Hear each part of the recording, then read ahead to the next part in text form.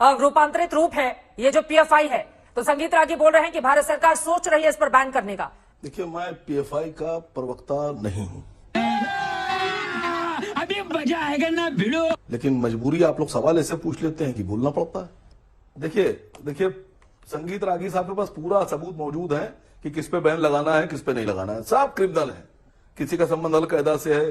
संगीत रागी जैसे लोग और इनके समर्थक जो बैठे रहते हैं वो कई बार हम लोग को कह चुके हैं, जरा सा कोई खिलाफ हुआ सरकार के, पाकिस्तानी हो, फला हो, आतंकी मानसिकता के हो, इनकी तो मैं तो कह रहा हूं इनको तो आईबी का चीफ बना दीजिए।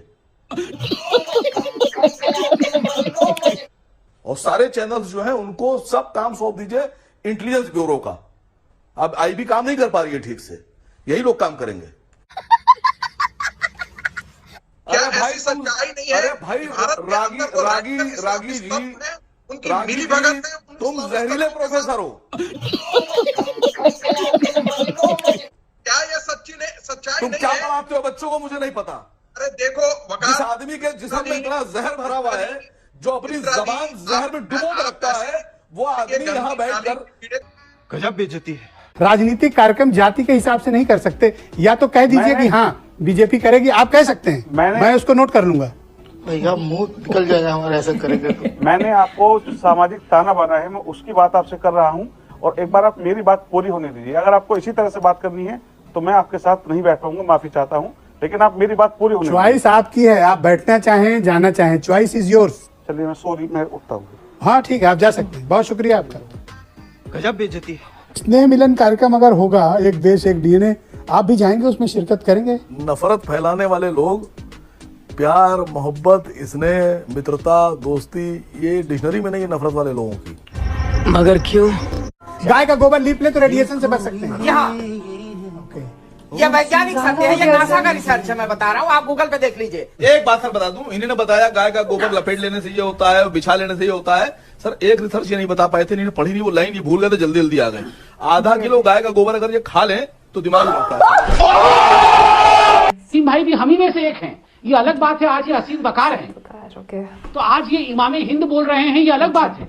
मगर इनके परदादा भी राम ही बोलते थे, भगवान श्री राम की जय ही बोलते थे, और मैं उनको अपने भाई की नजर से देखता हूँ। A few moments later. Sambit Patra की बात का आपने जवाब नहीं दिया। किस बात का जवाब चाहते हैं? नहीं, संबित पात्रा ने कई सारी बातें बोली। उन्होंने बोला कि आप भी उनके भाई हैं और आप के पूर्वज भी श्री राम को प्रभु ही मानते होंगे। हाँ बिल्कुल, मेरे भाई हैं, इनका नाम था मोहम्मद अली, ये गलती से संबित पात्रा हो गए।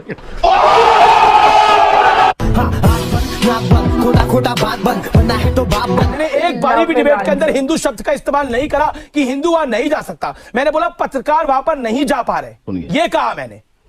जा रहे हैं पत्रकार जा रहे हैं, मैक्से से अवार्डी पत्रकार जा रहे हैं, सरकारी पत्रकार नहीं जा रहे हैं। तो सरकारी पत्रकार हैं वो नहीं जा रहे। मतलब आप कहते हैं कि मैं तुम्हें भड़वा कहता हूँ, दलाल कहता हूँ, और बताओ। थोड़ी मर्यादा रखिए, ये परेशानी बहुत बड़ी है, उस परेशानी की बात होनी चाहिए। असीम वकार, बीजेपी से संबित पात्रा को बिठाया है, उनको बोलने दीजिए। संबित पात्रा के नौकर नहीं है आप। आप मर्यादित बात करिए, आप मर्यादित बात करिए। कौन किसका नौकर है मुझे नहीं पता। खटपट अमीश भाई मैं आ सकता हूँ? खटपट आप बोलते होंगे, और बोल रहे हैं खटपट खटपट खटपट खटपट खटपट।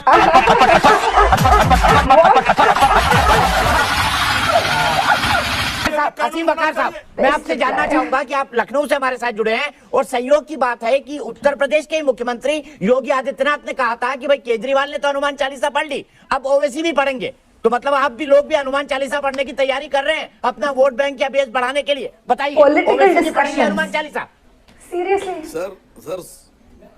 सर 16 मिनट से सुन रहा था।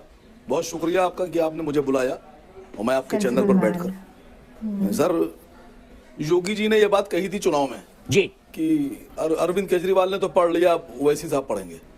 सर 2014 के चुनाव से पहले भारत सरकार ने वादा किया था कि 2 करोड़ नौकरियां देंगे हर साल, 15 लाख रुपए हर व्यक्ति को देंगे जो भारत के नागरिक हैं।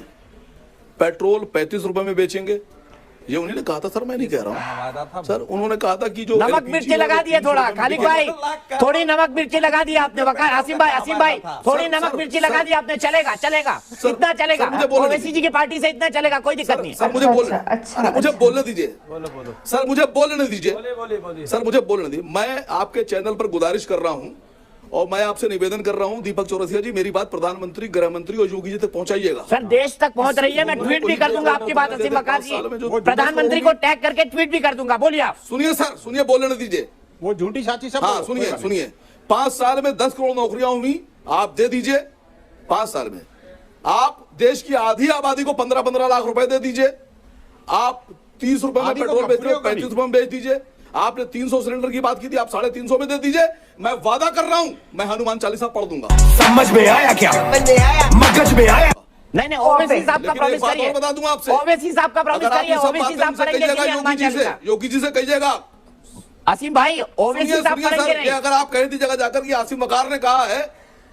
सुनिए सर, आप बोलते बहुत है, रिक्वेस्ट सर आप सुना कीजिए थोड़ा सा, तो अकल बढ़ेगी। अच्छा, अगर ये बातें जो मैंने कही है मोदी जी से, आपको मैं 24 घंटे लगातार सुन सकता हूं। अगर अकल बढ़ जाए तो कुरान पढ़ना पड़े और ये सब देना पड़े, तो मैं समझता हूं कि योगी जी कुरान पढ़ना पसंद करेंगे, कुरान की आयतें पढ़ना पसंद करेंगे, लेकिन नौकरी देना पसंद नहीं करेंगे। अरे बाप रे, ये तो धोती खोल रहा है।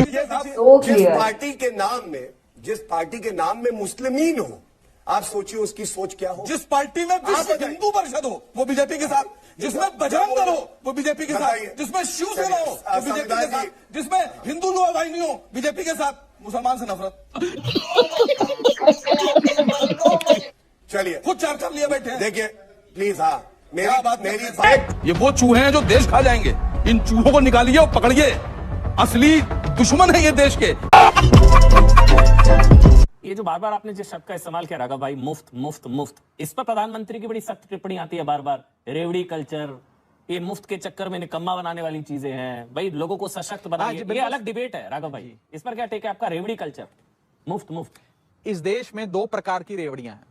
एक है अरविंद केजरीवाल जी की रेवड़ी, जिसमें हर परिवार को 300 यूनिट मुफ्त बिजली मिलती है। हर परिवार को 20,000 लीटर, जो एक सामान्य सम्मानजनक जीवन जीने के लिए चाहिए होता है, उतना पानी मुफ्त मिलता है। हर गरीब के बच्चे को, हर शख्स को अच्छी शिक्षा, विश्व स्तरीय शिक्षा बिल्कुल मुफ्त मिलती है। मुफ्त इलाज मिलता है, चाहे 10 लाख रुपए का ऑपरेशन हो, चाहे 1 करोड़ रुपए का ऑपरेशन हो, वो मुफ्त मिलता है। तो ये अरविंद केजरीवाल जी की रेवड़ी है जनता के लिए। दूसरी तरफ भाजपा की रेवड़ी है, जिसमें उद्योगपतियों का 15 लाख करोड़ का कर्जा माफ किया जाता है, जिसके अंदर कॉर्पोरेट टैक्स वेवर देकर 10 लाख करोड़ की छूट बड़े बड़े राजघरानों को, बड़े बड़े उद्योगपतियों को दी जाती है। ये भाजपा की रेवड़ी है। हम ये दोनों रेवड़ियां आज जनता के सामने रख रहे हैं। एक केजरीवाल की रेवड़ी है, एक भाजपा की रेवड़ी है। लोगों को चुनना है कि उन्हें भाजपा की कॉर्पोरेट वेवर वाली रेवड़ी पसंद है या अरविंद केजरीवाल जी की मुफ्त बिजली, मुफ्त पानी की रेवड़ी पसंद है। वाह क्या सीन है, वाह क्या सीन है। रुको जरा, सब्र करो। मैंने कहा था कि 15% से टैक्स लेकर 85 पर खर्च किया जाता है। मैं उन 15 को भी देख रहा हूं और 85 को भी देख। महाभारत भी है आपके यहाँ, वेद भी है आपके यहाँ, गीता भी है। अगर ठीक से पढ़ी जाए तो मैं समझता हूं जिंदगी जीने का वो तरीका है जो शायद दुनिया में बहुत जगह नहीं। बात तो सही है। टैक्स कैसे लिया जाता है, टैक्स कैसे लेना चाहिए? तो उन्होंने कहा सूरज की तरह। तो कहा कैसे? कि कम दबाव वाले क्षेत्रों से सूरज की जो गर्मी होती है वो पानी को ले लेती है। जहां पर कम दबाव है वहां से ले, पानी को ले ले, और जहां बहुत गुर्बत है, जहां जरूरत है वहां बरसा दे जाकर। ये होना चाहिए टैक्स का सिस्टम सर। और हम आप कर क्या रहे हैं? हम आप सिर्फ ले रहे हैं और लेने के बाद बरसा का 35 रुपए का पेट्रोल उसको 100 रुपए का बेच रहे हैं, उससे 65 रुपए ले रहे हैं, बरसा रहे हैं अंबानी जी पर, अडानी जी पर। सर अरे ये तो धोती खोल रहा है। ये सब क्या देखना पड़ रहा है? अच्छा है मैं अंधा हूँ।